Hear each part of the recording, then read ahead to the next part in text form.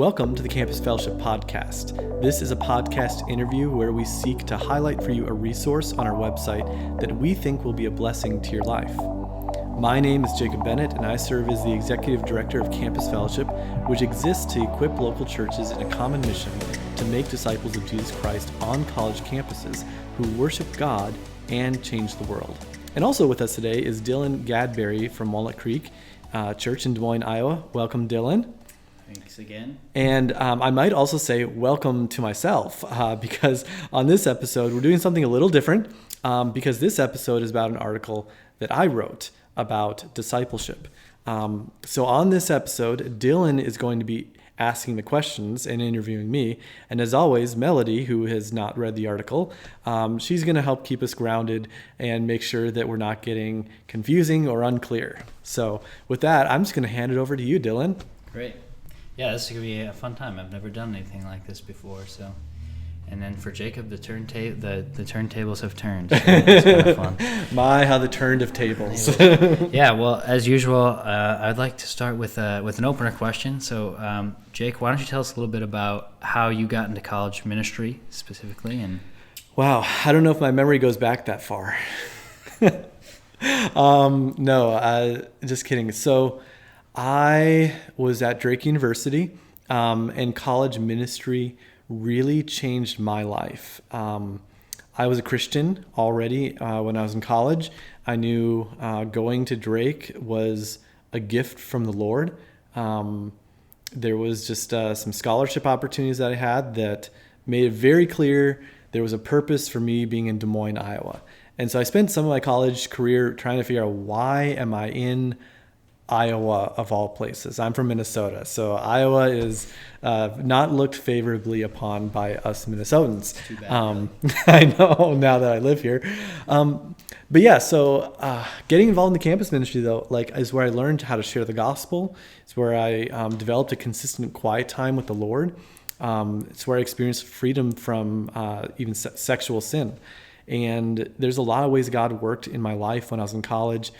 When I was a senior, I started reaching out to another college campus in Iowa called the Area Institute of Business.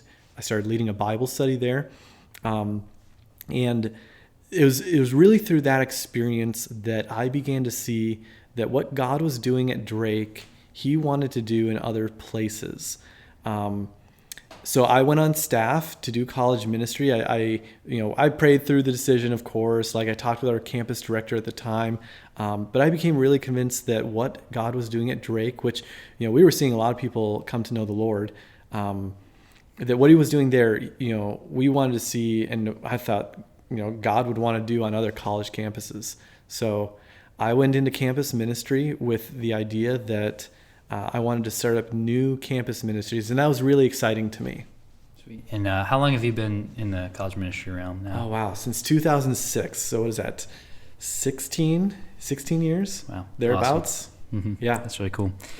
Yeah, and Jake's a big part of helping other college or churches also start campus ministry. So that seems like that has continued on, that desire. So that's cool. Yeah, it is a joy. I know I'm not boots on the ground.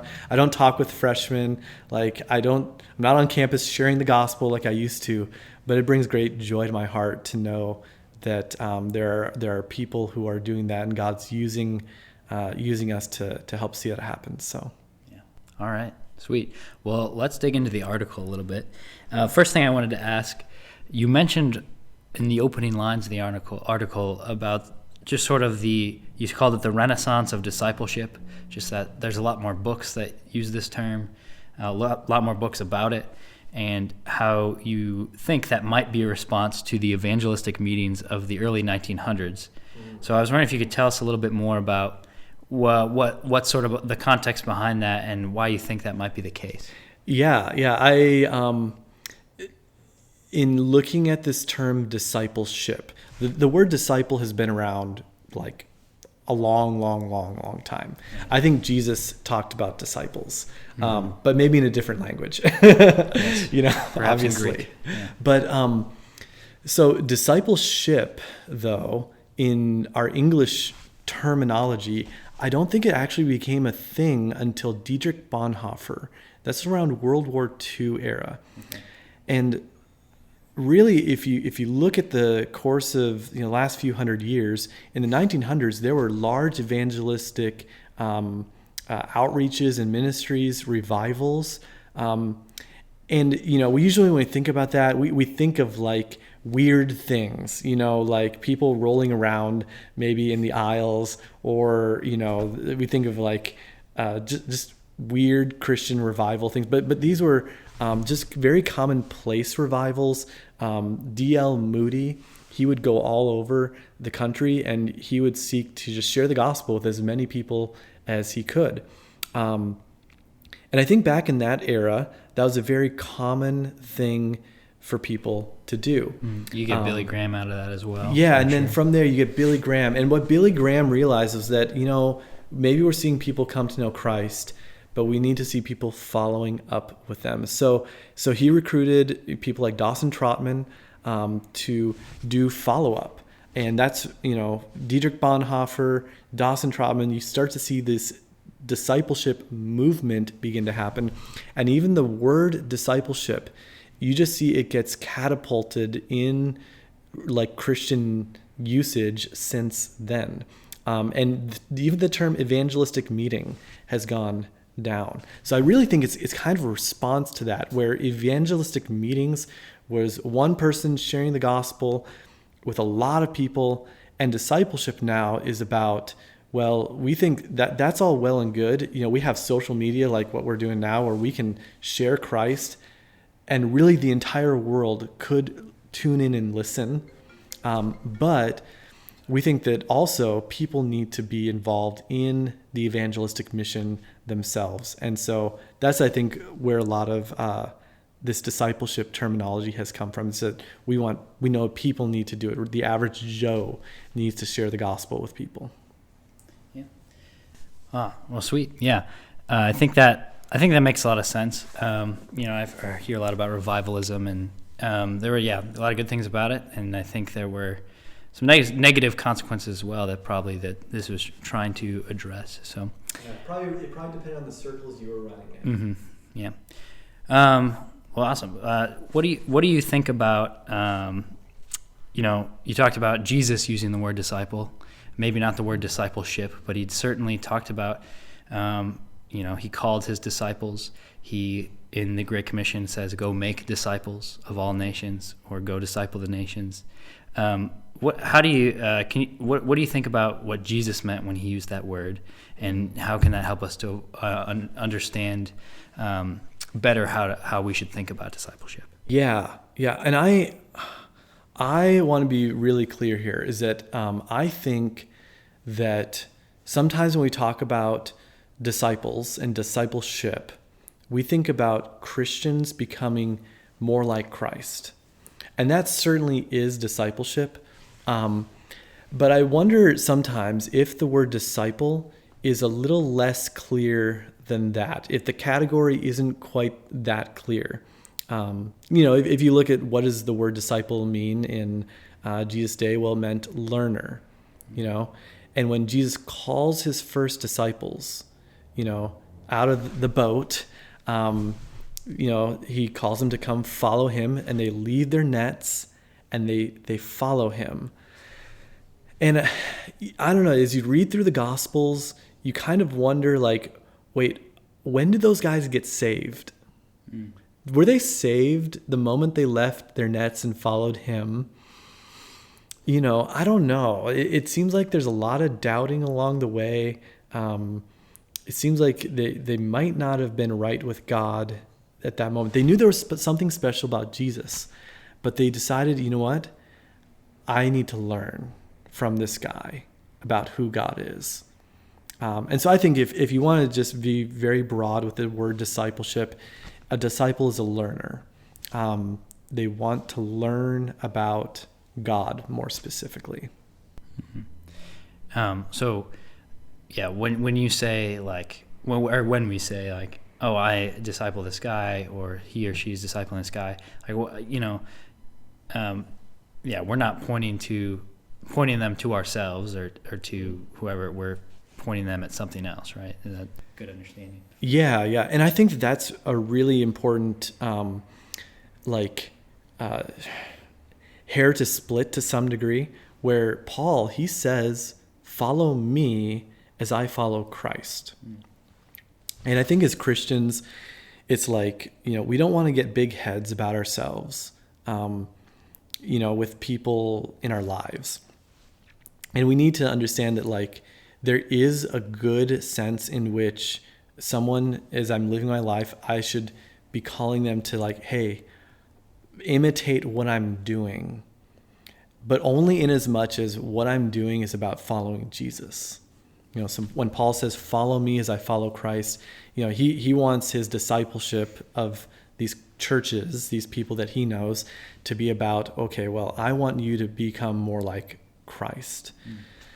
And in a lot of ways, like that, it comes down to a motive. Like, discipleship, I've found, it tests your motive in like crazy ways. I remember when I first started doing college ministry, it was like a couple years in, and God just convicted my heart of like self-righteous attitudes.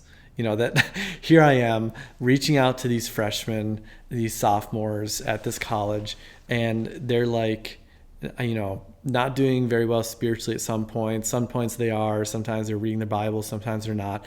And I'm just becoming so judgmental. And I just found that, like, in my own life, trying to pour out my life in other people, God has used that to expose, like, me. I don't know if that's hitting on, like, exactly what your question I was talking about, but I was just thinking about it as I was talking about, like, yeah, like, we need to point people to Christ, and there are always going to be flaws inside of us. Yeah, no, I think that's a good distinction to make. I think that makes sense. Yeah, that Paul does ask them to follow him as they follow Christ. Yeah, because I guess one thing when I think about the word is, in Jesus' day, a disciple was they would follow the person around wherever they went, and that's what Jesus' disciples did. Obviously we can't follow Jesus around all the time, but there are people around us that we can look at all the time. So I think that's a helpful distinction to make, that they are following us, but really, in as much as we follow Christ. That's good. Yeah. And I think it's important to remember too, like, so Mark Dever says this in his book about discipleship, that everyone's a disciple, ultimately. Like, we are made to become followers, and either we're followers of Christ or we can become followers of the devil. And our culture wants to disciple people as well. So I think this term of, like, discipleship, it is very broad, and everyone is, to some degree, is a disciple of someone, somewhere. And that kind of flies in the face of our me culture of, like, I just follow my own heart and my own self and what I want. It's like, well, maybe, but, really, like, you're doing what everyone else is doing. Mm-hmm. That's good. I'll ask one last question here before we sign off. One really interesting point I thought you made in the article. I think most people sort of understand, in terms of going to make disciples, how when I go and I try to teach people about what Jesus said and what he did, obviously, that's going to impact them. But I thought a point that I had missed out on, and maybe a lot of people did too, was how that act also impacts yourself, and God uses that on you. So, I was just wondering if you could expand on that idea a little bit, and how that process changes even our own selves as we do it. Yeah. I used to remember, so like I said before, a couple years into ministry, God used just trying to disciple some guys to expose self-righteous attitudes in my own heart that I needed to confess and repent of, because they were becoming obstacles to actually loving people. And I can even, tell you, like, this week, I was meeting up with a friend, and we were at some point there becomes this point where it's like, okay, I'm discipling you, but we're pretty close in age. We're kind of like a Barnabas and a Paul relationship. Like, we're just trying to do life together. The discipleship isn't always a top-down type experience. And so as I'm talking with him, though, like, I was like, okay, let's, here's something that I think you should probably remember. And to me, it was exactly what I needed to tell myself with a particular situation with someone in my life. And I think God was just using that experience to be like, you know what, like as you're processing and trying to minister to this person, there's someone else in my own life that I need to be just applying the same things in my own life. And I told him that, like, it's so funny that you're bringing this up. There's probably been there's been tons of experiences like that for me. Yeah. And I think the more I thought about it too, I was like, I can see how God has used either just the process to grow in patience, or even recently too, I've had times where I'm sitting down with a younger person, and they're able to say something right back at me that I needed to hear too. So and I think it's always important to tell them, like, I got something I'm dealing with, and as I tell you this, I gotta do this too, Mm-hmm. Yeah, that's good. Well, I think that's all we got time for, all the questions I have. Sweet. Well, thank you, Dylan, for filling in for me as my role as interviewer. And listeners, if you found this conversation stimulating for your faith, please check out the whole article online. The link is in the show notes.